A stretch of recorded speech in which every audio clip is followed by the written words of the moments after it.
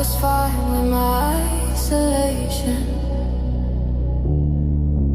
but you made me crave a physical kind of connection with you.